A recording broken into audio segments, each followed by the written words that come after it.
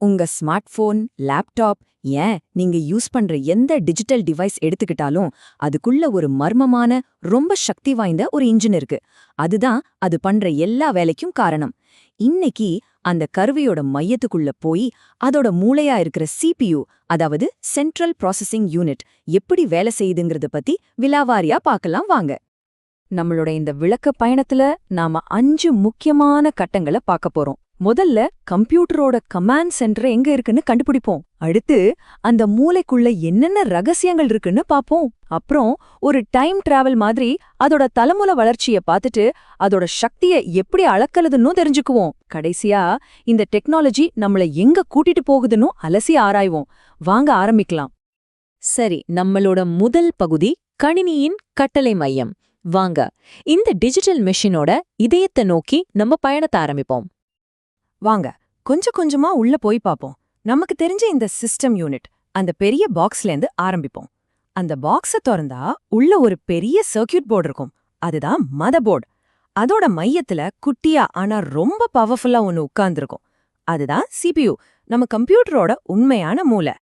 Okay, இப்போ CPU-வ கண்டுபிடிச்சிட்டோம். ஆனா அந்த குட்டி சிப்புக்குள்ள அப்படி என்னதான் இருக்கு? ஒரு CPU எப்படி வேலை செய்துன்னு தீர்மானிக்கிற அதோட 3 முக்கியமான பாகங்களை பத்தி இப்போ பார்க்கலாம். இந்த படத்தை பார்த்தா கொஞ்சம் கன்ஃபியூஸ் ஆகுற மாதிரி இருக்கலாம், ஆனா பயப்படாதீங்க. உண்மையில இதுல 3 முக்கியமான பாகங்கள் தான் இருக்கு. கணக்கு போடுற ALU, எல்லாத்தையும் கண்ட்ரோல் பண்ற CU, அப்புறம் டேட்டாவை தற்காலிகமா சேமிக்கிற மெமரி ரெஜிஸ்டர்ஸ். இது 3ம் சேர்ந்து எப்படி ஒரு மூளை மாதிரி வேலை செய்யுதுன்னு பார்க்கலாம் வாங்க. முதல்ல ALU. இது சிம்பிளா சொல்லணும்னா இது ஒரு மாஸ்டர் கால்குலேட்டர். நீங்க கொடுக்கற கூட்டல், கழித்தல்னு எல்லா கணக்கு வேலையும் இதுதான் செய்யும்.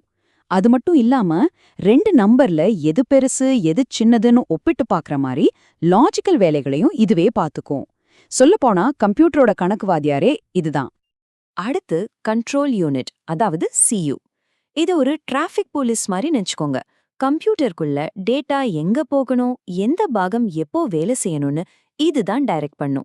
ALU கிட்ட கணக்கு போட சொல்றது, மெமரிலேருந்து டேட்டாவை வாங்க சொல்றதுன்னு எல்லா கண்ட்ரோலும் இது கிட்ட தான் இருக்கு. கடைசியா மெமரி ரெஜிஸ்டர்ஸ். இது CPU-வோட சூப்பர் ஃபாஸ்ட் ஸ்கிராட்ச் பேட் மாதிரி. CPU ஒரு வேலையை செய்யும்போது அதுக்கு தேவையான டேட்டாவை உடனுக்குடனே எடுக்கணும் இல்லையா? அதுக்காக ரொம்ப வேகமா வேலை செய்யற இந்த சின்ன ஸ்டோரேஜ்ல தற்காலிகமா வச்சுக்கும். இதனால தான் CPU எந்த தாமதமும் இல்லாம வேகமா வேலை செய்ய முடியுது. சரி, இப்போ CPU-க்குள்ள என்ன இருக்குன்னு நமக்கு தெரியும். வாங்க இப்போ ஒரு சின்ன டைம் டிராவல் பண்ணுவோம். கம்ப்யூட்டர் டெக்னாலஜி காலப்போக்குல எப்படி நம்பவே முடியாத அளவுக்கு வளர்ந்திருக்குன்னு பார்க்கலாம். ஒரு ரூம் அளவுக்கு இருந்த கம்ப்யூட்டர்ஸ் இன்னைக்கு நம்ம விரல் நுனிக்கு எப்படி வந்துச்சுங்கிற வரலாற்று பயணத்தை ஆரம்பிக்கலாம் வாங்க. கம்ப்யூட்டரோட இந்த வளர்ச்சியை நம்ம 4 முக்கியமான தலைமுறையா பிரிக்கலாம். ஒவ்வொரு தலைமுறையும் ஒரு முக்கியமான டெக்னாலஜி கண்டுபிடிப்பால உருவானது. வேக்யூம் டியூப்ஸ்ல ஆரம்பிச்சு டிரான்சிஸ்டர், இன்டகிரேட்டட் சர்க்கியூட் வழியா இப்போ இருக்கிற மைக்ரோ ப்ராசஸர் வரைக்கும் இந்த வளர்ச்சி எப்படி இருந்துச்சுன்னு பார்க்கலாம். இங்க பாருங்களே, இதுதான் முதல் தலைமுறை கம்ப்யூட்டர்ஸ்க்கு பவர் கொடுத்த வேக்யூம் டியூப்ஸ். இதுல ஆயிரக்கணக்கில் யூஸ் பண்ணி தான் ENIAC மாதிரி கம்ப்யூட்டர்ஸை உருவாக்கினாங்க. அதோட சைஸ் எவ்வளோ பெருசுன்னா அது ஒரு முழு ரூமையே அடைச்சிக்கும். சோ தலைமுறையோட அடையாளம் இந்த வேக்யூம் டியூப்ஸ் தான். இதனால கம்ப்யூட்டர்ஸ் ரொம்ப பெருசா இருந்துச்சு. அது வேலை செய்ய ஏகப்பட்ட கரண்ட் தேவைப்பட்டுச்சு. அதனால பயங்கரமா சூடாகும். அடிக்கடி ரிப்பேர் ஆகுறதால நம்பகத்தன்மையும் ரொம்ப கம்மியா தான் இருந்துச்சு. அடுத்து வந்த இந்த கண்டுபிடிப்பு ஒரு பெரிய புரட்சினே சொல்லலாம். டிரான்சிஸ்டர். இது வேக்யூம் டியூப்ஸை விட ரொம்பவே சின்னது, வேகமானது, நம்பகமானது, அப்புறம் ரொம்ப குறைஞ்ச கரண்ட்லயே வேலை செஞ்சுது. இந்த கண்டுபிடிப்பு தான் கம்ப்யூட்டர்ஸோட அளவை கணிசமா குறைக்க ஆரம்பிச்சுது. டிரான்சிஸ்டர் வந்ததும் 2வது தலைமுறை கம்ப்யூட்டர்ஸ் அளவுல சின்னதாச்சு. முக்கியமா கரண்ட் செலவு ரொம்ப கம்மியானதால சூடும் குறைஞ்சு அதோட நம்பகத்தன்மை அதிகமாச்சு. இதுதான் கம்ப்யூட்டர்ஸ வர்த்தக உலகத்துக்கும் அறிவியல் உலகத்துக்கும் கொண்டு வந்து சேர்க்க உதவிச்சு. 3வது தலைமுறையில இன்னொரு பெரிய பிரேக் த்ரூ, அதுதான் இன்டிகிரேட்டட் சர்க்கியூட், அதாவது IC.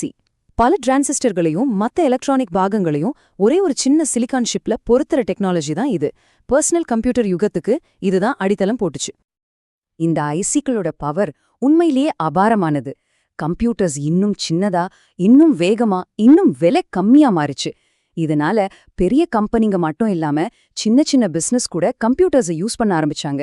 டெக்னாலஜி எல்லாருக்கும் கிடைக்க ஆரம்பிச்சது. கடைசியா நாம இப்போ வாழ்ந்துட்டு இருக்கிற 4வது தலைமுறை. இதோட இதயம் மைக்ரோ ப்ராசஸர். ஆயிரக்கணக்கான இன்டிகிரேட்டட் சர்க்கியூட்ஸோட திறனை ஒரே ஒரு குட்டி சிப்ல அடக்குனது தான் இது. நாம இன்னைக்கு யூஸ் பண்ற CPU இதுதான். முழு கம்ப்யூட்டரோட மூளையும் நம்ம விரல் நுனிக்குள்ள வந்துருச்சு. 4வது தலைமுறையோட மைக்ரோ ப்ராசஸர்ஸ் டெக்னாலஜியோட உச்சம்னே சொல்லலாம். சைஸ்ல ரொம்ப சின்னது, ஆனா ஸ்பீட் நினைச்சு கூட பார்க்க முடியாத அளவு. ஒரு செகண்டுக்கு மில்லியன் கணக்கில் இன்ஸ்ட்ரக்ஷன்ஸை செயல்படுத்தும். அதே நேரத்துல கரண்ட் செலவும் ரொம்ப ரொம்ப கம்மி.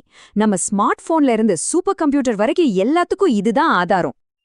இந்த சிபியூலாம் இவ்வளவு பவர்ஃபுல்னு சொல்றோமே, ஆனா அந்த பவரை, அந்த வேகத்தை நாம எப்படி அளக்கிறது?